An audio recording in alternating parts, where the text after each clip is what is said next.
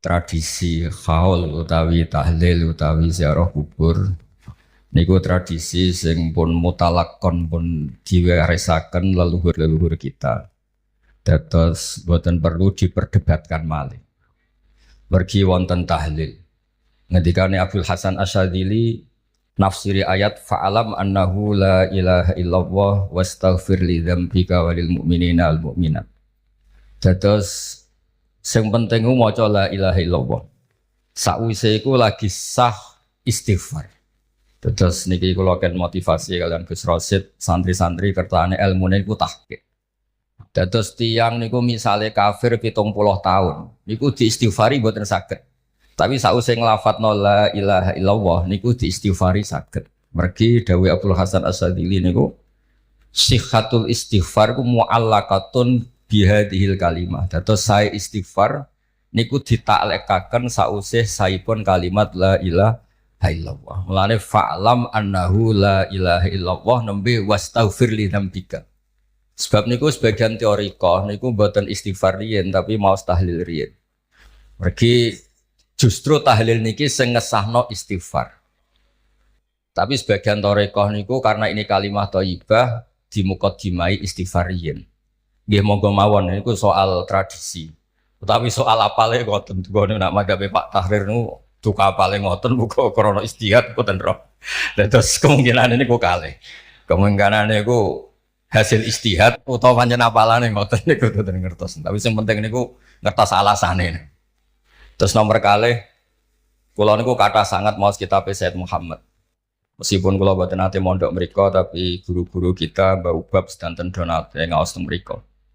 Sayyid Muhammad dalam mukadimah nu namung sithik wassalatu wassalam terus wa ala alihi washabi ajmain. Tapi kata ajmain niku nak jenengan teliti itu kalimatun fariqah bainana wa bainasya. Ajmain itu maklumat dari kita bahwa kita nukrimu jami as-sahabah. Kita nukrimu ashabar Rasulillah ajmain. Berbeda dengan Rafidhah sing akramu aliyan wa ahanu Abu Bakrin. Dados niku kalimat sing bener-bener luar biasa sing dadekno kita bener-bener ahli sunnah napa wal jamaah. Kita memuliakan semua ashabu Rasulillah. Tidak membedakan niku Abu Bakar niku Sayyidina Ali. Bahkan kita ngurmatno tiang-tiang sing secara lahir nate konflik mbek Sayyidina Ali kados Sayyidina Muawiyah, Sayyidatina Aisyah. Terus kula suwun santri-santri sami-sami ngendikan ajmain tapi ajmain sing qaulu ahlil ilm. Ajmain sing dijiwai bahwa niku bentuk madhab ekspresi cara sakniki ekspresi ahli sunnah wal jamaah niku ikramu jami ashabi Rasulillah sallallahu alaihi wasallam. Mboten asmain sempun rutin wau mergo apalane asmain terus muni asmain. Terus niki kula cerita tradisi ahlul ilmi nu nak nglafatkan sesuatu diniati. Mboten wau mergi asmain wis melok niku asmain. Terus kula mboten kata-kata nggih kula badhe matur niki tasyarruf bil ansab. Dados kula nu gadah mbah kandung asmane Fatimah, niku gadah abah asmane Idrus. Alitipun namanya Abdul Khalid, niku gadah ibu asmane niku Maimunah. Mbah Maimunah niku mbak yu kandunge Mbah Baidowi. Terus buri-buri gadah adik namanya Kiai Suyuti, sing dados Mbah Khalid, Mbah Nur. Terus kula niki radi hormat kalian Mbah Nur niku mbah kula. Tapi nak hormat nemen ya mbake radi kikuk dihormati kula nu radi. Pergi kula niku terkenal iso ngorek muin Mbah Nuruddin ra tau ngorek muin. Ayo untuk piye bener terus kula niku. Ya. Dados kados Mbah Ubab barang ape ra ngangkat dekne dadi guru ya ora wani dulur. Soale niki mboten ros pancen ciri utamane wong apik ngregani dulur. Dadi wis nggih dadi wong apik tenan wis mugi-mugi pangeran apik mawon. Dados tahlil niku Pak Tahrir urutane niku istighfar yen gangsal mergi badhe nglafatno kalimat thayyibah kudune nggih istighfar yen. Tapi nek cara madzhab Abdul Hasan Asyadzili mboten saged diwalik. Justru sihhatul istighfar itu bergantung sihhatu kalimatil haq. Niku kalimatus syahadah. Mergi tiyang sinten mawon mboten saged diistighfari sederenge nyata-nyata nglafatno la ilaha illallah Muhammadur Rasulullah. Kados sing diawon Gus Rosid ya niki hormat Mbah Maimun, hormat Nyai Mas Tias danten wonten mbah-mbah kula leluhur kula wonten Nyai Fahimah, wonten Bu Heni, wonten Gus Robah. Yang jelas dawe para ulama kula nggih kathah lah maos risalah li sunah Mbah Hasyim, maos risalah li sunah Mbah Ali Maksum. Kula nggih kathah maos karangan-karanganipun Mbah Mun Al Ulama Al Mujaddidun. Ya kula pesen teng santri-santri sering maos kitab-kitabipun tiyang Indonesia. Mergi niku sing ngalami problem teng Indonesia. Mboten saged jenengan maos kitab tiyang Mesir, tiyang Syria tentang problem mereka. Kalau sebagai ilmu niku universal. Tapi sebagai solusi niku tetap bilisani kaum. Terus benten. Sebagai ilmu kula nggih maos kitab-kitabipun tiyang Syria, tiyang Mesir sebagai ilmu. Tapi sebagai solusi kita harus maos kitab-kitabipun tiang-tiang Jawi. Kersane itu yang tentang kita. Kula cemot pas ngaos tafsir Munir kula nate sorogan kalian Bapak Senawi Al-Bantani ngendikan wayah dia ka sirata mustaqiman niku maknane sirata mustaqiman niku iqamati alamatir riyasah. Li alla yabqa fil ardi may yaqdiru alal ikrah alal kufri. Terus dawuh Senawawi niku wong Islam kudu menang. Barokah menang itu tidak ada kekuatan yang bisa melawan kita. Tidak ada kekuatan yang bisa memaksa kita kafir lagi. Dawuh Senawawi. Terus dawuh Imam Ghazali barokah Kanjeng Nabi menang iso ngatur Ka'bah, ditawafi wong sing nganggo pakaian rapi. Asnam sing 300 widak berhala dibuat. Niku barokah menang mboten barokah kalah. Sehingga karena menangi penting, Mbah Mun nggih ngersakno putrane jabat, wakil gubernur Gus Kamil riyen ketua DPR, Baubab wonten Gus Roji jabat wonten. Karena Islam niku nggih nate dikelola ngangge model kalah kados Nabi zaman teng Mekah, kalah diusir ngantos pindah Madinah. Nggih nate dikelola nggih model menang kados layatufu bil baiti uryanu. Nabi tidak bisa maksakan aturan di Ka'bah kalau posisi tidak menang. Lah kula jenengan niku kula rapati menang ya ora tahu, kalah ya ora tahu wis bainahuma ya tahu menang tahu kalah. Tapi intinya baru kayak ilmu niku jenengan nggih ngerti nak lagi kalah anut sapa. Nak lagi menang anut sapa. Aja krana melarat ora tau ngaji sampai wong menang mantep. Terus rodok hasud sithik-sithik niku rapati repot. Ketika Allah cerita Nabi nggih wonten Nabi sing melarat. Tapi nggih Nabi Allah nate cerita faqat ataina ala Ibrahim al-kitabah wal hikmata wa atainahum mulkan azimah. Terus mulkan azimah itu laukanal mulku. Andaikan kerajaan termasuk sesuatu yang haram, tentu Allah tidak menghitung sebagai minnah, sebagai peparing teng alu Ibrahim. Ternyata dihitung di antara kelebihan alu Ibrahim niku wonten ataina hikmah kesehatan termasuk wa atainahum mulkan napa azimah. Terus kula suwun santri-santri niku ndelok donya sosiologi niku ndelok guru-gurune mawon. Mbah Mun kersa ketemu pejabat, ketemu polisi, ketemu KUA. Mbah Mun kersa putra-putrane jabat. Mbah Mun fanatik teng ilmu. Terus kadang putra Mbah Naji, kadang putra sing alim ulama. Nggih fanatik teng tradisi-tradisi Jawi. Mbah Mun sering dawuh kabeh ku bilisani kaumi. Terus sebagai ilmu memang universal tapi tetap bilisani kaum. Karena itu yang kita hadapi. Ya, sing kita napa? Hadapi. Lan kula suwun santri-santri menawi apalan ajma ini dijiwai bahwa ajma ini kalimatun fariqah. Kalimat yang membedakan kita dan Rafidhah. Nah, cara Islam mantek itu faslun yukhriju angkada. Jadi itu pemisah maklumat sekaligus ekspresi identitas kita adalah ikramu jami ashabi Rasulillah sallallahu alaihi wasallam. Terus singgang terakhir kula badhe matur bilih ndongaaken tiyang-tiyang sing kapundhut iku bentuk ikrar kita nggih. Tradisine malaikat niku alladzina yahmiluna al-arsya man haulahu yusabbihuna bihamdi rabbihim wa yu'minuna bihi terus wa yastaghfirun. Dados di antara tradisine man fis sama niku njalukna sepura tiang-tiang iman. Itu orang-orang yang resmi fis sama. Dados artinya jalukna sepura mayit, jalukna sepura kancane niku mboten perlu sampean kepikiran bid'ah atau mboten bid'ah. Di antara tradisine hamalatul arsy niku njalukna sepura lil ladina napa aman.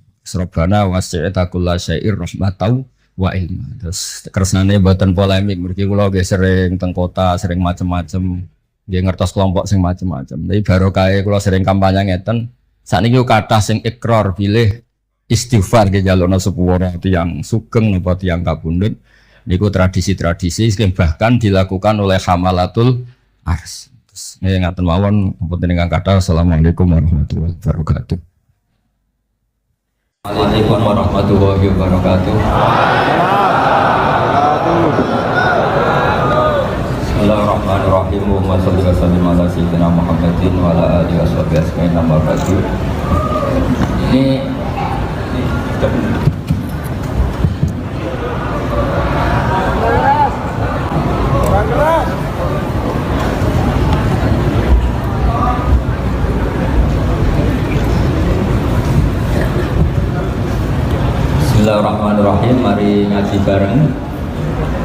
Ini ngaji untuk jadi orang alim atau sekedar jadi murid?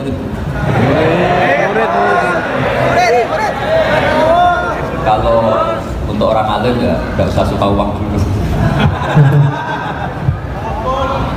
Ini begini ya, jadi kondisi yang ini jelas ya. Kondisi yang jenengan alami ini mungkin banyak yang ngaji saya lewat YouTube, sehingga saya berharap konstruksi pikiran ini sama. Nanti saya bantu ya supaya semua kalimat yang sering Anda baca saya bantu supaya Anda tahu maknanya. Yang pertama tentu kita Islam ini berdasar kalimat tauhid. Kalimat tauhid adalah kalimat yang dibawa semua nabi. Lalu makna dari tauhid adalah mengakui tiada Tuhan selain apa? Sesungguhnya Muhammad adalah Rasulullah SAW. Saya nggak biasa pengajian umum, tapi ini spesial karena saya ingin sujud di bumi ateis.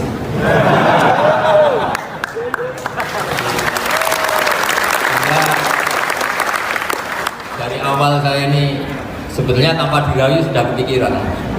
Dirayu lama sama Mas Eko ini, sudah ngerayu masih bilang nanti ada lelangan Gus ya.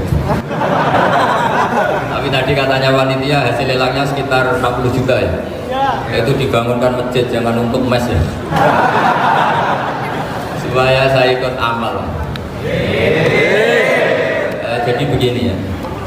Perasaan saya juga seluruh ulama di dunia. Saya ulang lagi, perasaan saya juga seluruh ulama di dunia. Bahwa Islam masuk itu macam-macam sebabnya. Dulu kita tahu, kita sebagai warga Indonesia, Islam masuk itu ya dibawa orang yang agak kedunian, ya kayak jenengan kira-kira. Ya kayak mbak-mbak ini, ya agak-agak mata duitan gitu. Karena kita tahu rata-rata ahli sejarah mengatakan Islam di Indonesia dibawa kiai apa pedagang. Pedagang tuh nyari uang apa nyari dakwah kira-kira. Ya semoga Anda mirip-mirip seperti itu. Ya jadi nyari uang karena ada nurani Islam sehingga tetap saja membawa Islam. Saya tidak tahu Islam Anda ala apa, tidak tahu, pokoknya mau ngaji ya berarti Islam ala ahli sunnah apa? Wal jamaah. Jadi ini penting saya utarakan bahwa Islam itu agama yang mudah difahami, sehingga dibawa pedagang saja ya kasil gitu. Dibawa orang yang kedunian kayak jenengan juga kasil. Dibawa orang baik yang kasil, dibawa orang broken juga kasil. Ini penting saya utarakan karena saya ngaji di mana-mana bilang ciri utama kebenaran absolut adalah kebenaran yang bahkan orang nggak benar saja bisa bawa. Tapi bukan berarti saya dukung Anda tidak benar, kan sudah tidak benar dulu sebelum kenal saya. Tapi nggak apa-apa, nggak benernya umat Islam insya Allah dimaafkan sama Allah Subhanahu wa Ta'ala. Ya asal tobat maksudnya. Nggak, ini saya beri satu konstruksi pikiran yang saya sering utarakan di ngaji saya. Sampai sekarang saya coba saya tes, ini kan di kampus ya, di apa bacanya ini GIM apa ini? GIM University yang Global Leader apa in the World itu. Ini keren lah, jadi acara ilmiah kita ditakbir di gedung apa? Kampus, gedung universitas di begini. Kalau 1 ditambah 1 2 itu namanya hakikat. Ciri utama hakikat adalah siapapun akan menerima. Saya sekarang tanya sama Anda, kira-kira 1 tambah 1 2 itu musuh Anda pun mengatakan 2 apa tidak? Ya. Pekerja Korea ya bilang 2, Rektor Al-Azhar juga bilang 2. Kamu yang sekarang sedang mungkin sebagian broken sama istri juga bilang 2. Istri kamu yang mangkal sama kamu juga bilang 2. Yang cemburu ya bilang 2, yang dicemburuin juga bilang 2. Karena begitu mudah kebenaran absolut diterima oleh siapa saja. Begitu juga eksistensi Allah sebagai Tuhan. Itu mudah diterima oleh siapa saja. Sehingga pembawanya tidak perlu seorang kiai atau gus atau mubalek atau ketua muin, tidak. Cukup karyawan pekerja Korea. Karena kebenaran absolut itu kebenaran yang mutlak. Siapa saja yang waras pasti ngakui. Kira-kira orang yang berpikir sehat pasti berpikir begini, ini yang diajarkan Quran. Bumi ini kadung wujud, sudah wujud kadung wujud, punya eksistensi. Mungkin nggak sesuatu yang wujud kemudian disebabkan oleh sesuatu yang nihilisme, yang tidak ada. Mungkin enggak? Enggak mungkin. Yang namanya penyebab itu harus sesuatu yang wujud. Di mana-mana penyebab itu harus punya eksistensi. Karena langit dan bumi ini kadung wujud, pasti penyebabnya adalah wujud. Karena wujud penyebab harus bersifat super. Lah bersifat super ini oleh ulama dikatakan wajibil wujud. Itu akal siapa saja akan terima. Cuma kemudian setelah nerima itu orang macam-macam cara berpikir. Mungkin orang Jawa dulu bilang itu Sahyang Widi. Kalau orang sini mungkin bilang apa itu? Dewa atau apa ya? Enggak tahu saya. Karena itu yang teman sampai ada teman saya. Tapi yang jelas begini, ini konstruksi ini harus kita jaga. Nanti saya bacakan teks hadis. Kebenaran sejati ciri utamanya adalah ada absolutisme, ada kebenaran mutlak. Ciri utama kebenaran mutlak adalah diakui bahkan oleh siapa saja, termasuk oleh orang fasik. Orang fasik itu orang nggak benar. Misalnya ada imam masjid besar Istiqlal, ditanya 1 tambah 1 bilang apa? 2. Nanti kira-kira yang lonte juga bilang apa? 2. KPK juga bilang, koruptornya yang ditangkap 2. Nah, eksistensi Allah sebagai Tuhan ini kebenaran yang absolut. Maka agama ini juga boleh diterima oleh siapa saja, termasuk oleh orang fasik, orang nggak jelas. Ini penting saya utarakan karena sekarang marak kelompok yang mengatakan orang Islam kalau zina menjadi tidak muslim, orang Islam kalau korupsi menjadi tidak muslim, salah sedikit tahlilan jadi kafir, percaya wasilah jadi itu tidak benar seperti itu. Karena kebenaran eksistensi itu kebenaran yang nggak bisa diganggu gugat. Seperti Anda ini kan warga Indonesia, KPK ya warga Indonesia, koruptornya juga warga. Apa setelah dia korupsi lalu tidak warga Indonesia? Tetap warga. Orang yang meyakini kalimat tauhid setelah dia salah apa terus tidak yakin tauhid? Kan tetap ya. Maka dia tetap Islam. Ini penting saya utarakan. Kalau seorang warga Indonesia yang koruptor, yang macam-macam saja tetap warga Indonesia, padahal banyak kesalahan. Karena status warga Indonesia adalah status yang permanen. Begitu juga status Muslim adalah permanen bagi siapa saja yang melafadzkan La ilaha illallah Muhammadur Rasulullah. Kita tidak bisa mengkafir-kafir mereka.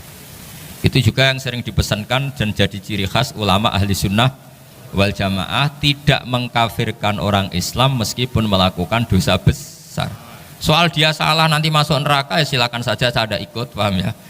Sampai bisa mencoba. Tapi tetap saja dia muslim. Analoginya tadi. Analoginya gampang sekali tadi. Orang Indonesia yang salah itu tidak akan merubah statusnya sebagai warga Indonesia. Karena ya memang dia berstatus warga Indonesia.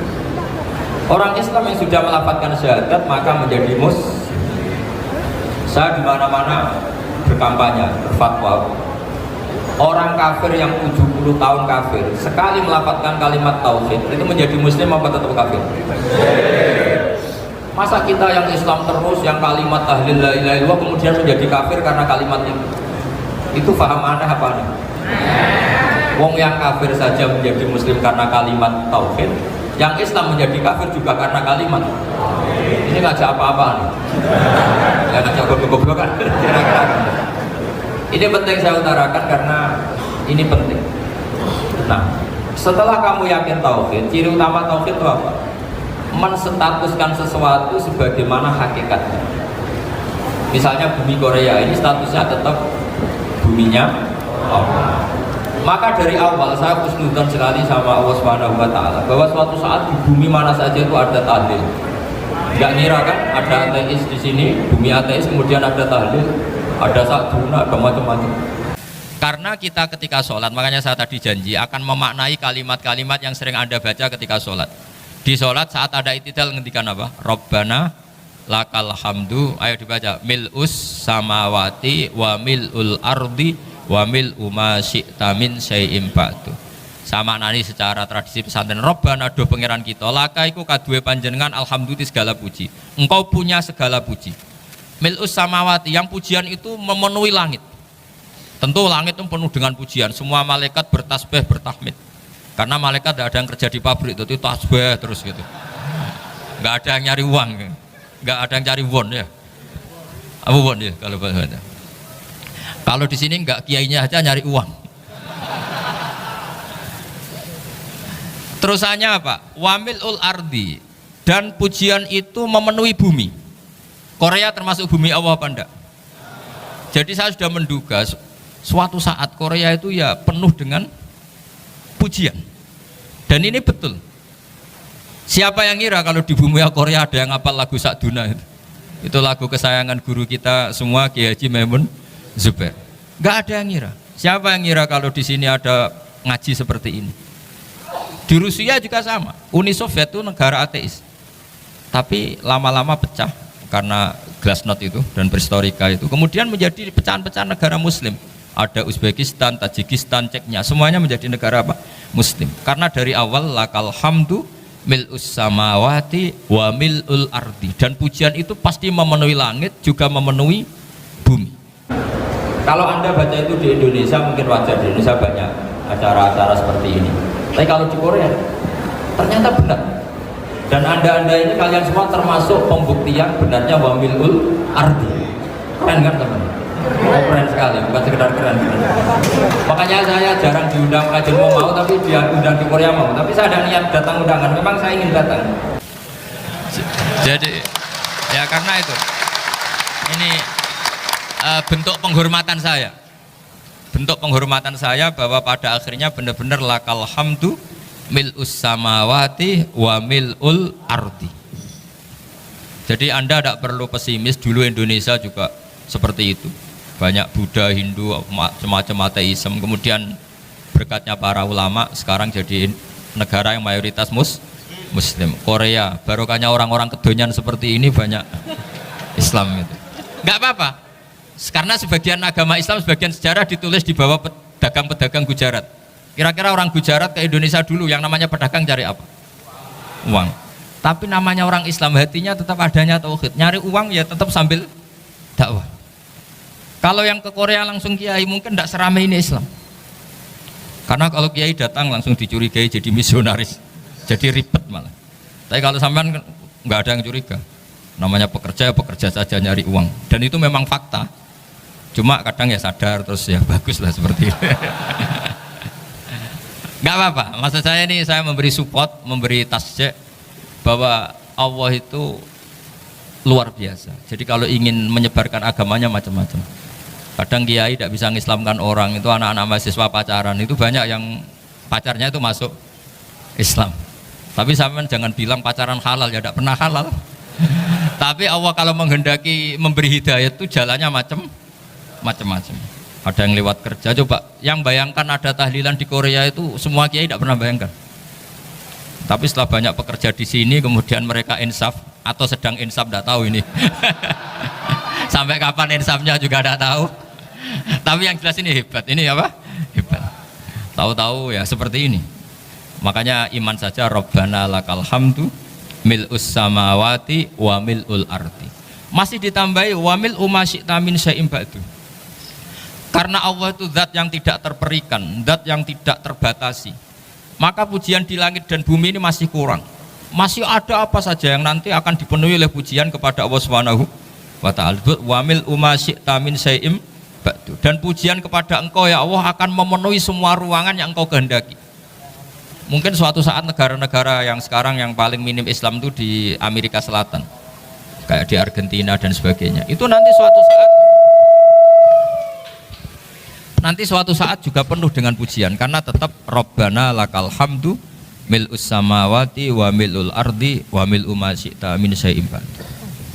Saya di Jogja setiap akhir ngaji saya ajarin wiridan. Mungkin wiridan ini tidak asing bagi jenengan karena sering saya baca. Subhanallah wa bihamdihi adada khalqihi wa ridho nafsihi wa zinata arsyihi wa midada kalimat. Bahwa kita memuji Allah itu adada khalqi, sesuai jumlah makhluk Allah. Semua makhluk Allah meskipun kelihatannya mengecewakan, ini semuanya memuji sama Allah Subhanahu wa taala. Meskipun kadang kita kecewa, kadang kita tidak cocok. Coba barokahnya Anda ini agak-agak kecewa gitu dengan Indonesia karena nggak menyediakan lapangan kerja untuk Anda. Tapi ya nggak kecewa-kecewa amat ya, agak-agak saja. Karena Anda tetap semua mencintai Indonesia. Gara-gara agak-agak kecewa cari negara lain. Akhirnya di Korea, ada yang di Jerman, ada di Inggris. Tapi bawaan pernah ngaji di musola, Islam ini ke bawah. Sehingga karena Islam ini ke bawah, tahu-tahu ada komunitas yang memikirkan Islam. Umumnya orang mikir Islam itu ya bikin masjid. Kalau di Korea unik, nyewa apa?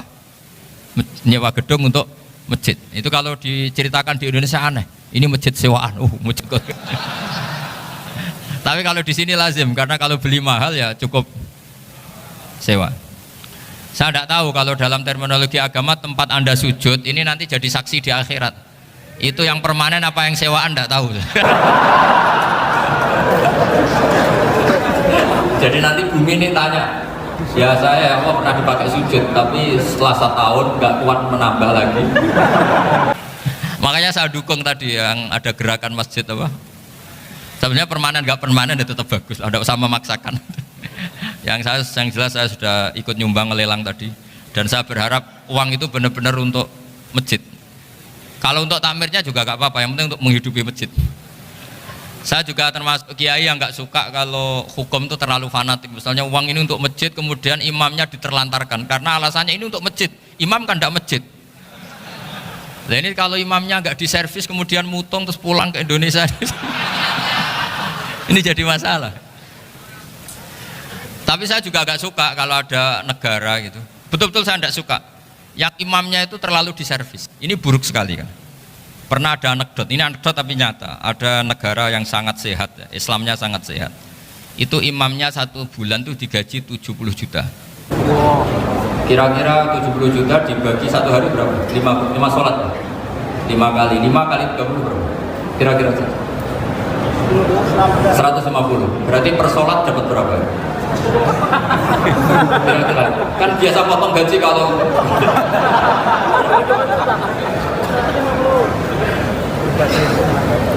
singkat cerita, si kiai dari luar negeri tadi cerita apa Indonesia, kiainya miskin-miskin, datang ke masjid kan kadang pakai ontel, adzan sendiri, qomat sendiri, sholat sendiri kadang. Itu nasib orang-orang Sragen dan Salatiga sebagian. Itu yang lapor karena mereka itu. Kalau Rembang insya Allah enggak. Tapi ada semuanya Salatiga, sebagian begitu. Itu yang cerita kiainya, bukan ini bukan hoax, memang kiainya cerita. Nasib kiai di Salatiga Gus katanya gitu. Itu digojlok. Tapi tetap sholat. Sehingga cerita orang tadi cerita, imamnya di sana naiknya Mercy, muadzinnya pakai BMW. Itu tetangga sebelah Indonesia banyak yang fasilitas imam seperti itu. Karena gajinya sampai 70 juta. Setelah dia cerita bangga karena negaranya mengapresiasi imam sholat, sama kiai Indonesia dia omongin gini, makanya kamu sholat terus, takut potong gaji ya gitu. Itu kagetnya bukan main dia. Dikira itu satu sifat kelebihan negaranya, ternyata buruk sekali karena imam sholat karena takut potongan gaji. Akhirnya kiai Indonesia bangga, alhamdulillah kita sholat tanpa gaji gitu. Dan tetap sholat. Keren mana yang digaji sama Anda? Ya gaji-gaji. Ini yang di atas ini banyak calon imam. Nggak keren mana imam yang digaji sama Anda? Keren yang enggak. Tapi kalau pertanyaannya dibalik, keren mana jamaah yang peduli imamnya sama yang nggak peduli? Jadi jawabannya harus tetap seperti itu. Imamnya keren yang ikhlas, tapi jamaahnya keren yang peduli imamnya. Jelas ini ya fatwa saya ya. Gimana? Imamnya baik yang ikhlas, tapi jamaahnya baik yang peduli nasib. Nah, tapi sekali imam dari awal gak ikhlas itu harus di PHK ya. Itu bahaya bagi agama kalau awalnya sudah ada ikhlas. Karena nanti setelah habis subuh terus dihitung, wong setahu saya sholat terus kok kenapa gajinya tinggal segini? Ya, setahu saya sholat terus kok gajinya tinggal segini. Terus nanti takmirnya bilang, kemarin duhur Pak Yai tidak ngimamin, kemarin asar tidak ngimamin. Terus dihitung, bisa enggak agama akan berjalan seperti itu? Enggak kan? Ya makanya pertanyaannya tadi, suka atau punya imam ikhlas? Suka, tapi imamnya juga suka kalau jamaahnya peduli. Ini penting, jadi saya mensupport Anda, mensupport kalian semua bahwa agama ini akan diurus oleh Allah Subhanahu wa taala. Makanya Sayyidina Umar radhiyallahu anhu kalau disuruh mikir agama itu tidak mau. Enggak mau betul deh. Ketika Umar jadi khalifah itu puncak keemasan masa Islam. Semuanya stabil, semuanya hebat. Sampai Irak, Iran zaman itu Persia masih, semuanya Mesir, itu semuanya ikut Islam. Ketika Islam pada puncaknya, yang dikhawatirkan oleh masyarakat adalah begini, lalu setelah Umar itu bagaimana? Islam setelah dipimpin orang yang tangguh, yang kuat, yang waroi, yang zuhud, lalu setelah Umar itu gimana? Tapi Umar disuruh mikir gak mau. Sampai setiap Abdullah bin Umar jalan-jalan di kampung-kampung itu abahnya dianggap pecundang. Tahu sampean pecundang? Orang yang nggak tanggung jawab. Karena orang-orang bilang gini, ya Abdullah bin Umar, bagaimana pendapat Anda kalau ada penggembala kambing di tengah hutan atau di tengah padang rumput, kemudian dia ninggal gelanggang kambingnya, kamu anggap penggembala ini gimana? Oh itu penggembala yang zalim itu. Pasti kalau kambing ditinggal ya kacau. Apalagi ini umatur Rasulullah Shallallahu Alaihi Wasallam. Ini abah kamu tidak pernah wasiat, tidak pernah ngatur suksesi. Lalu Islam setelah dia bagaimana? Suruh dia ngomong penggantinya siapa? Karena beliau sudah sepuh, harus ada suksesi. Akhirnya Abdullah bin Umar lapor ke Umar. Ini gimana abah, orang mengkomplain begini. Apa kata Umar? Agama itu beda dengan kambing katanya. Agama itu milik Allah Subhanahu. Mbok saya pikir, tidak saya pikir tetap jalan. Nah ini terbukti, jangan ulama ya ndak, mufti ya ndak, tapi bisa menjalankan agama. Kalau agama sampean pikir malah rusak, sudah pokoknya lakukan saja, tidak usah dipikir. Akhirnya betul, karena agama ini milik Allah. Soal kita serius memikirkannya itu karena khidmah, karena kita ingin berbakti pada agama. Tapi Anda tidak boleh berpikir kalau agama ini butuh pemikiran Anda. Beda loh ya. Kita khidmah agama serius karena kita ingin mengkhidmai agama. Tapi agama ini tidak pernah butuh kita, karena agama ini akan diurus oleh Allah Subhanahu wa taala. Coba pas sampean kecil, orang jilbaban di Indonesia itu banyak apa banyak sekarang? Banyak sekarang. Kiainya mutu orang dulu apa mutu orang sekarang? Tapi perkembangan Islam itu ramai sekarang apa ramai dulu? Ramai sekarang. Islam menyebar di seluruh dunia itu zaman Wali Songo, zaman sampean keren mana? Keren sekarang. Kualitas solehnya sampean sama Wali Songo? Wali Songo. Ini betul. Karena agama ini diurus oleh Allah Subhanahu wa taala. Maka kata Sayyidina Umar, agama ini innallaha ta'ala yahfadzu dinah. Innallaha ta'ala la yudhi'u khilafatahu waladina. Allah itu tidak akan menyia-nyiakan agamanya. Ini terbukti. Agama ini pernah dipimpin orang terbaik di dunia, yaitu Rasulullah Shallallahu Alaihi Wasallam. Ketika beliau intakola ila rofiqil ala, ketika beliau pindah ke alam sana, diteruskan oleh sahabat yang tentu jauh di bawah Rasulullah. Diteruskan tabiin, diteruskan para wali songo, diteruskan sang sampean yang jauh di bawah wali songo, sejauh-jauhnya. Tapi agama jalan sampai Korea. Agama jalan sampai apa? Dulu Wali Songo itu hanya sampai Mojokerto, sampai Tulungagung. Di bawah sampean, Kelayaban sampai mana ini? Korea. Coba kalau Allah tidak ngurus, nggak bisa. Yang gerakkan hatinya sampean peduli sama masjid siapa? Allah Subhanahu wa taala. Yang menggerakkan hati sampean peduli sama agama siapa? Tapi yang menggerakkan sampean ke Korea apa? Uang kan?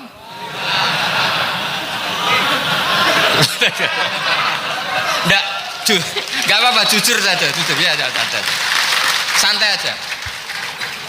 Ini bagian dari keramatnya jenengan. Niatnya agak bener tapi dibenerin Allah di sini. Dari awal niatnya kan uang gitu. Tapi setelah di Korea dibenerin Allah. Mbok ingat agama gitu. Keren kan? Makanya yang syukur sama Allah Subhanahu wa taala. Yang bisa hanya Allah taala. Makanya dalam dunia kiai selalu baca apa? Alhamdulillah alladzi hadana li hadza wa ma kunna linahtadiya laula an hadana Allah. Alhamdulillah kita diberi hidayat seperti ini. Kalau tidak Allah tidak bisa. Sudah mata duiten, kadang istri ngomel, mertua tidak percaya. Sudah setengah-setengah broken gini saya tidak tahu sampai ke Korea itu karena broken pas saking sayangnya keluarga. Potensinya hanya dua. Dibela-belain kerja demi keluarga atau agak broken maka kesini. Tapi apapun potensi itu tetap baik. Itu takdir sudah, itu takdir tidak usah dibicarakan. Semua itu apa? Karena orang kalau sedang rukun ya tidak mau tukaran, kalau sedang tukaran ya tidak mau rukun. Itu sudah semuanya takdir. Kata bapak saya dulu kalau ada orang mau jualan tanah, Pak Yai tanah saya mau saya jual. Ini gimana padahal ini tanah warisan. Kata bapak, nak waya ya. Memang ini saatnya jual ya jual saja. Nanti kalau kaya saatnya beli ya beli saja. Karena kalau sudah saatnya jual mau beli ya mungkin kan. Oh memang saatnya jual. Kalau sudah kaya kan nggak mungkin jual tanah. Saatnya beli. Maka semoga masalah di keluarga sampean ya masalah musiman. Maksudnya yang tukarannya ini musiman, yang rukunnya permanen. Jangan tukarannya permanen, rukunnya musiman. Setelah melihat yang lebih cantik, katut babon, nggak tahu saya nggak tahu. Nah ini semoga katut masjid ini bagian dari kafaroh sampean itu. Jadi kafaroh kesalahan-kesalahan di sampean. Ini penting saya utarakan karena agama itu beda. Agama ini diurus oleh Allah Subhanahu. Jadi kita mengerahkan pemikiran itu bukan karena kita akan menyelamatkan agama ini, tidak. Agama ini diselamatkan oleh Allah Subhanahu wa taala. Coba kayak apa Uni Soviet kuatnya? Mengkooptasi supaya orang semuanya ateis, semuanya komunis. Itu 100 tahun Uni Soviet begitu. Tapi orang-orang Uzbek, Ceknya, Tajikistan tetap ngajari anak-anaknya tauhid. Itu ada yang cerita itu sampai mengajarkan tauhid itu di bawah tanah, di basement. Tapi Allah menghendaki Rusia itu Uni Soviet jatuh. Ketika jatuh, negara-negara ini langsung menjadi negara Islam, yaitu Uzbek, Tajikistan, Ceknya. Mungkin nggak mereka langsung menjadi negara Islam, andai kan saat menjadi Uni Soviet benar-benar menjadi ateis. Nggak mungkin kan? Karena saat dikooptasi Uni Soviet, akidah mereka tetap tauhid, cuma nggak berani muncul. Artinya apa? Uni Soviet nggak bisa menghabisi Islam. Kurang kerennya Uni Soviet zaman itu, bisa nggak menghabisi Islam? Nggak bisa. Donald Trump dulu termasuk Islamfobia, tapi setelah dia anti-Islam malah orang Amerika demo supaya memperhatikan Islam. Nggak bisa. Makanya Korea pun nggak bisa menghabisi Islam. Kalau sampean menghabisi Islam sendiri bisa, karena terus nggak mau sholat, nggak mau zakat itu sampai. Tapi sampean toh yang Islamnya habis, Islam tetap baik-baik saja. Makanya ini penting saya utarakan supaya kamu pede bahwa agama ini pernah dibawa orang yang pedagang. Ya soal ada sebagian pendakwah yang ikhlas ya banyak, tapi sejarah yang gampang kita lihat adalah Islam itu dibawa oleh pedagang Gujarat, pedagang India. Nggak apa-apa sejarah itu meskipun sebagian menentang nggak apa-apa, tapi sejarah itu tetap ada, pasti sebagiannya memang seperti itu dan itu tidak masalah. Saya ulang lagi, itu tidak masalah. Coba dulu pemain bola kalau di Inggris itu kalau mau sholat susahnya bukan main. Apalagi kalau mau puasa. Kalau di sini kerja puasa katanya mati lu kalau puasa. Kalau mau sholat katanya dicari mana ini berhalanya kok. Kata orang-orang ateis kan gitu, dicarikan patungnya. Kali ini sholat kok gak ada patungnya, ini gimana ini? Ya ngalamin gitu. Tapi Allah Maha Kuasa. Banyak investor mana itu Dubai atau Qatar yang tertarik investasi di dunia bola. Kayak Sulaiman Al-Fahim makanya beli Manchester City. Itu sekarang pelatihnya negara orang sholat gak berani, bahkan di tengah stadion dibangunkan masjid. Kalau sampai daftar jadi muadzin bisa. Apa nyanyi Sakduna di sana juga bisa. Dulu Aljazair bencinya bukan main. Apa Perancis sama orang Islam itu bencinya bukan main. Barokahnya Zidane pemain bola dan juara dunia, terus Zidane turunan Aljazair. Akhirnya orang Perancis itu mencintai Islam, itu barokahnya sepak bola. Allah punya sekian cara untuk mengenalkan Islam. Di Prancis dikenalkan lewat pemain sepak bola. Nah di Korea ini yang agak unik, dikenalkan lewat pecinta won. Saya jamin ini tidak apa-apa, sudah tidak apa-apa, sudah aman, pokoknya aman. Tak jamin aman. Pokoknya alhamdulillahilladzi hadana lihada wa ma kunna linahtadiya laula an hadana. Karena agama ini dibawa oleh Allah Subhanahu wa taala, yang menjaga juga Allah Subhanahu wa taala. Sama tidak usah khawatir. Kalau ada kelompok tertentu yang mengkhawatirkan Islam, sekarang Islam bahaya gini-gini, itu kurang roja, itu kurang optimis itu. Harapannya sama Allah tipis, harus ngaji lagi.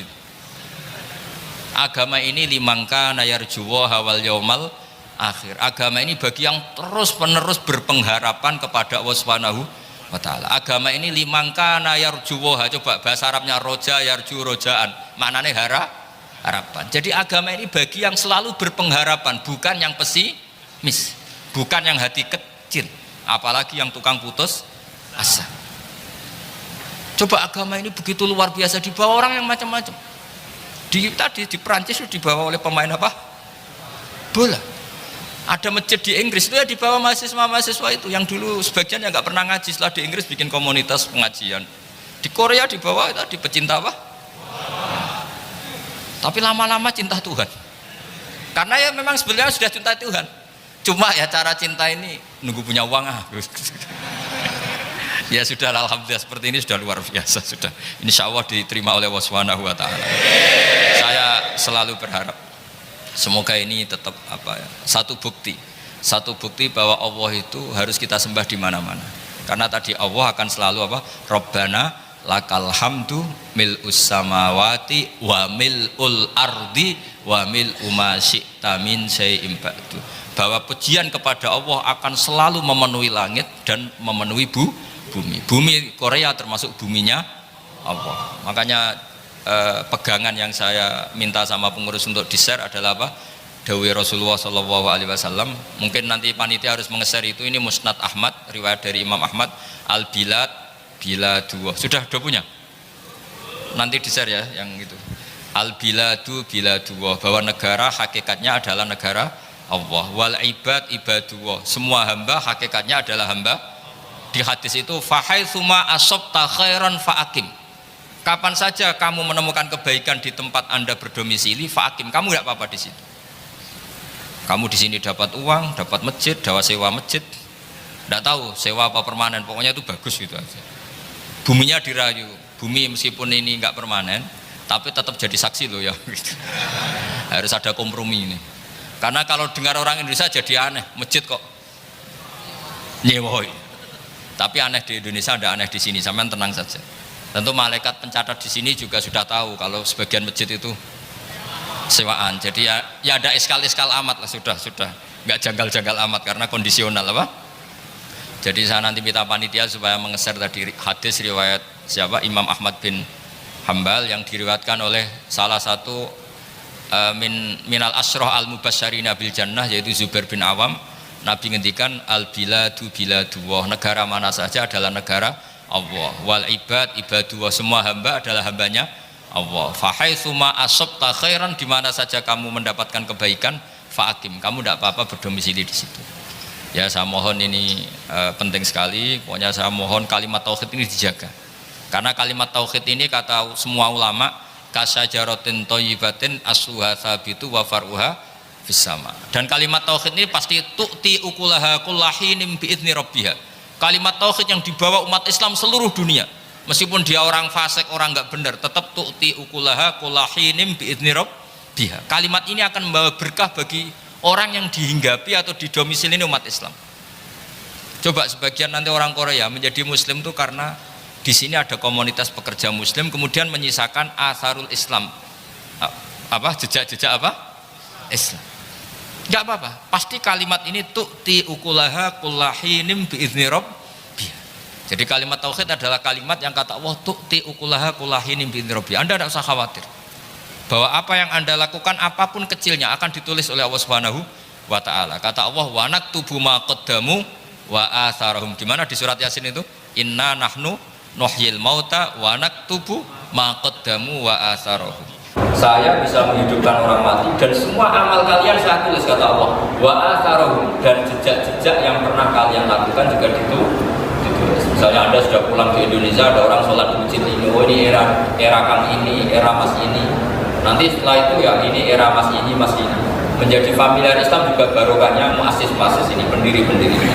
Semoga kalian semua barokah dan fid dunya wal akhirah. Assalamualaikum warahmatullahi wabarakatuh. Waalaikumsalam. Ya ini bentuk penghormatan kula teng Habib Ali, Habib Husain, ya, Habib Quraisy dan ten keluarga mriki. Jadi ini orisinal, ini mudawan. Hanya mudawan itu satu sanad yang dibukukan. Ini yang pertama tadi di kitab Bukhari, sarah dari kitab Fathul apa? Dari yang ini dari kitab Tafsir Ibnu Katsir. Jadi sampean ora usah takok dhaif ta ora. Wah aneh-aneh. Ora melok sinau takok. Ya mun ngoten niki ngurusi tiang-tiang sing sul adab nih. Monggo dua kali. Matur nuwun Gus. Ya, hari ini saya kira tidak ada yang orang paling bergembira kecuali saya ya. Karena ada kaidah tidak ada yang digojlok wali, insyaallah jadi wali juga gitu. Baik, monggo mungkin ada kita beri dua kesempatan, satu akhwat, satu ikhwan. Yang monggo dikasihkan. Ya. Yang ini aja yang dekat biar enggak terlalu jauh. Yang akhwat kalau ada langsung mati. Ya, yang di sebelah kanan ada satu. Kasih mic-nya. Disebutkan nama dari mana? Silahkan. Dan itu penting. Kata bapak saya, sampai orang nyari hiburan maksiat itu karena nggak asik dengan Toat. Yang bisa asik dengan Toat, kenapa enggak? Ya, itu apa itu bikin aslinya ibadah Ya. Bismillahirrahmanirrahim. Assalamualaikum warahmatullahi taala wabarakatuh. Waalaikumsalam warahmatullahi wabarakatuh. Terima kasih kepada pimpinan yang telah memberikan kesempatan kepada saya bertanya kepada jenengan Gus. Perkenalkan, nama saya Khalid Farah. Enggak, maksudnya yakin nggak bisa jawab. Apa mumpung ada saya? Grogi dia, grogi. Ayo saya. Perkenalkan, nama saya Khalid Farah, mahasiswa dari PT IKI Jakarta dan alumni Al Anwar Sarang Rembang. Oh. Satu sanat. Al Anwar 2.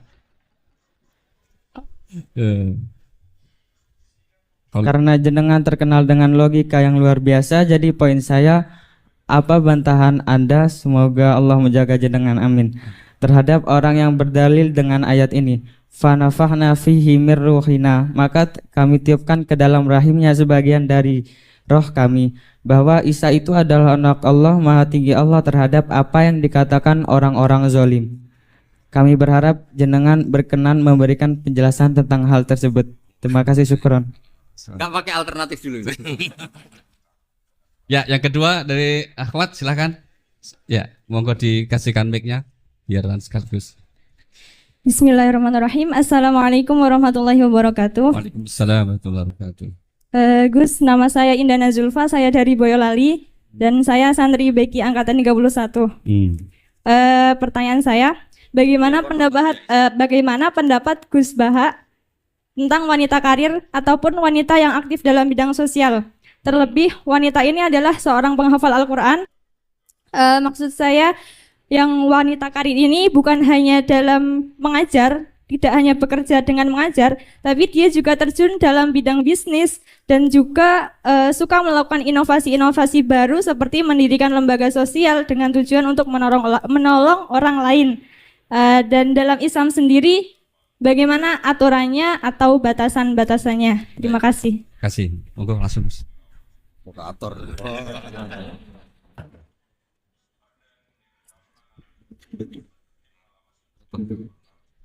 Itu sebetulnya nggak perlu dijawab ya, karena memang itu sudah jelas.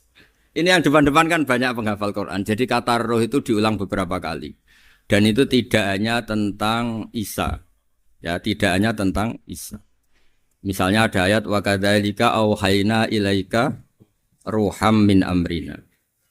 Dan dulu di era ulama dulu juga pernah ada seorang pendeta yang ya dengan tanda kutip yang mengganggu karena terus tanya seorang kiai, saya menemukan bukti bahwa di Quran itu ada pengakuan kalau Isa itu ruhuwah wa kalimatuh. Terus baca ayat yang Anda baca tadi.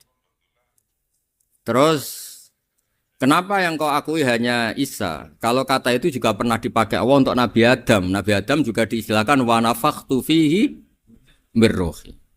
Anda hafal Quran enggak? Kalau enggak berarti enggak keren kayak saya. Maksud saya bilang santri Anwar kan sealma mater. Lah, adu kerennya di poin. Kalau Anda hafal Quran pasti kayak saya tahu kalau kata roh itu penggunaannya tidak hanya tentang Isa. Dan itu sudah lebih dari cukup itu dan bikin Anda tobat ingin ngapalkan nanti. Ya kan jelas kan? Ya Pak Sarkasi ya kan ada wa kadzalika awhayna ilaika ruham min amrina. Tentang Nabi Adam misalnya Pak wa nafakhtu fihi wirruhi. Jelas ya? Ya. Terus kedua pakai teori ulumul Quran. Teori ulumul Quran itu begini. Kata-kata itu, ini keahliannya Pak Kures. Kata-kata itu bisa masih ismiyah, bisa masih wasfiyah, atau mengalami perpindahan dari wasfiyah ke ismiyah atau ismiyah ke wasfiyah. Misalnya gini, sesuatu yang hidup namanya apa? Roh. Sesuatu yang hidup namanya kan? Nah, asal kehidupan disebut roh. Karena Quran itu bisa menghidupkan, disebut auhayna ilaika ruhan. Karena bikin hidup. Orang kalau punya Quran kan punya semangat, punya hidup. Bandingannya adalah orang yang nggak bisa berpikir disebut orang yang mati. Karena nggak punya daya berpikir atau tidak bisa mikir. Sehingga orang yang pinter, istilahnya Quran, liyahlika man halaka am bayinati wa yahya man hayya am bayinah. Jadi kalau orang nggak pinter, itu disebut mati. Karena wujuduhu keadami. Dan itu Anda harus ngaji seperti itu. Nah, sehingga istilah-istilah itu ya normal saja. Karena Adam dikasih kehidupan, Nabi Isa dikasih kehidupan, dan Quran bisa menghidupkan kita dengan pencerahannya. Semuanya itu disebut roh. Jadi istilah roh itu udah harus yang Anda bayangkan terus begini, terus kayak apa itu ya biasa aja karena tadi ada lafadz yang enggak lepas dari makna wasfiyahnya. Nah di Quran tuh sering ada kata gitu. Misalnya begini, ini contoh, ini sebagai penghormatan ini sama yang bacak ini. Saya beri contoh, Quran itu dikatakan apa? Quran karena makruh dibaca kan. Tapi ada istilah lagi hamim wal kitabil mubin karena maktub. Quran kan ditulis, maka diistilahkan apa? Kitab. Tapi Quran juga punya fungsi memisahkan hak dan batil, disebut furqan. Wa ma anzalna ala abdina yaumal furqan yaumal taqal. Nah, karena furqan itu makna wasfiyahnya itu memisahkan antara hak dan batil, maka Taurat pun pernah disebut sebagai furqan. Walaqad ataina Musa wa Harunal furqan. Itu bukan furqan yang kayak Quran kita, tapi ya Taurat.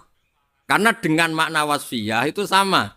Taurat yang bisa misahkan hak dan batil, Quran juga misahkan hak dan berarti yang seperti ini itu pakai makna apa? Wasfiyah itu.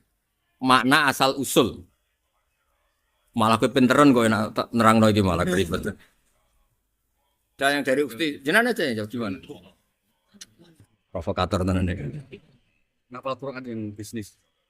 Manjakarin.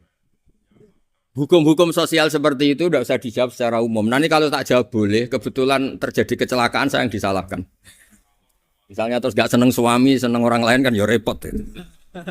Tapi kalau diharamkan juga tidak banyak yang benar-benar akibatnya itu positif karena orangnya juga positif. Nah di adat fikih Bali, di adat fikih itu hukum fikih yang produk-produknya itu bersifat sosial. Biasanya ulama itu pasti khilaf karena nggak ada kepastian semua. Kayak begini, anak hafid merantau di Jakarta boleh enggak? Dibilang enggak boleh yang manfaat ya banyak, dibilang boleh yang tersesat ya.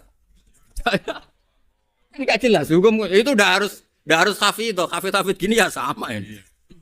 Dulu ini di kampung khusus-khusus di Jakarta berulah semua ini. Kayak gitu itu kan enggak jelas karena masalah sosial. Ada ini yang kisah nyata. Istri saya haji itu tidak sama saya. Ibu saya haji ya tidak sama bapak. Tak tanya, kata orang-orang tanya, Gus umumnya istri haji sama suami. Terus ada yang cerita, bener Gus, bener jenengan nak haji tidak usah sama suami istri. Kenapa? Mekah itu gak tempat bertarung. Biasanya suami istri itu bertarung. Mekah itu gak tempat konflik. Biasanya kalau suami istri itu kan tukang konflik. Saya punya teman keluarga keraton itu haji sama istrinya, Prof. Kebetulan ada istri baik, bikinkan teh pagi-pagi, bikinkan teh suaminya. Istri itu loh baik, suaminya dibikinkan teh. Jawabnya istrinya yang satu, gimana? Mau tukeran? Padahal muji aja jadi perkara itu. Lah kalau ini yang cerita guyonan tapi fakta. Habis tawaf suaminya nangis. Kenapa Pak nangis? Orang sebanyak itu kok cantik semua kecuali kamu. Karena lihat orang Pakistan, Turki, Uzbek gitu. Gantian istrinya tawaf. Habis itu nangis. Kenapa kau nangis? Semuanya ganteng kecuali kamu. Artinya gini, kalau haji sama suami istri akibatnya begini, masa kamu masih bilang sunat gitu? Jadi di bab sosial tuh gak jelas, apa? Pernah ada cerita Sayyidah Khadijah, perempuan saudagar, perempuan kaya, sukses. Bahkan ada cerita perempuan yang luar biasa. Suaminya tuh gak bener sama sekali. Asia, punya suami gak bener, dia tetap jadi orang baik. Ada yang suaminya orang baik, tetap dia gak karu-karuan, istrinya Nabi Nuh. Itu bukti kalau masalah sosial itu tidak usah dibakukan. Nah, jadi kalau ditanya orang, Gus saya ini perempuan cantik, saya anaknya orang nggak punya, saya harus kerja di mana? Saya mesti fatwanya tunggal. Kalau bisa di pabrik atau tempat terbuka, karena pantangannya perempuan itu layak keluar narojulun bimroatin. Kalau kamu cantik, usahakan jangan pembantu rumah tangga. Pokoknya usahakan yang di tempat terbuka, karena itu panduannya Islam. Kalau kita punya anak cantik, nyun sewu, kendaraan umum kayak bis tentu lebih aman timbang yang privat. Itu kalau boleh memilih, ini kan cerita fikih. Tapi kalau pakai individu kan tidak ada yang bisa jamin semua kan. Jadi fikih-fikih sosial itu biasanya ulama tidak punya baku ya. Pokoknya saya jawab saya. Ya kalau mau orang baik dan punya akibat baik ya baik. Kalau orang gak baik ya karena bisa apa kita di depan hukum sosial. Karena ya itu tadi kita punya contoh Fir'aun itu kayak apa? Beduanya Fir'aun punya istri legendaris namanya siapa? Asia. Nabi Nuh kayak apa? Punya istri seperti. Jadi misteri kan enggak? Artinya kalau kamu mendewa-dewakan kalau suaminya baik pasti ya enggak juga lingkungannya baik. Lingkungannya Fir'aun kurang apanya? Kurang kelirunya. Sekeliru-kelirunya tapi tetap. Nah terus yang terakhir ini saya saran. Kamu ngadepi zaman modern itu harus baca Quran. Quran itu diantara yang dipaparkan mimbaini farsi wa damil labanan khalison sa'iqal lisyaribin. Jadi Allah itu bisa mengelola sapi itu kan makanannya rumput. Di tubuh sapi itu ada darah, ada kotoran, tapi sapi bisa melahirkan susu. Itu kata ulama-ulama, apapun rusaknya zaman, sebetulnya gesekan-gesekan di alam nyata ini ada kotoran, ada darah. Kalau kamu orang baik, pasti tetap jadi labanan kholison. Tidak usah putus asa. Apapun zaman ini kita harus tetap jadi labanan kholison. Padahal mimbaini farthiw, badamin antara itu bukti bahwa kita tidak boleh putus asa. Oh, sekarang zaman tidak kayak dulu, tidak kayak zaman Wali Songo. Zaman sekarang pun masih ada begi. Masih ada Ustadz Su'ulada. Wong yang buka pertanyaan dia kok yang suruh jawab saya. Itu pakai fikih apa enggak bisa itu enggak bisa. Itu bisanya benar kalau saya ampuni, kalau enggak. Tapi karena saya ini kiai baik kan nurut sama Allah wal afina. Ya, wassalamualaikum warahmatullahi wabarakatuh. Baik, terima kasih Bapak sekalian. Oke, baiklah teman-teman, sedulur-sedulur ngaji Nahdlatul Ulama. Kali ini Gus Bahak bongkar dalil tahlil, rahasia sujud di bumi Korea dan bantahan Nabi Isa anak Allah. Islam di bumi ateis, Gus Bahak menjelaskan mengenai perjuangan TKI Korea dan logika cerdas menjaga iman di negeri asing.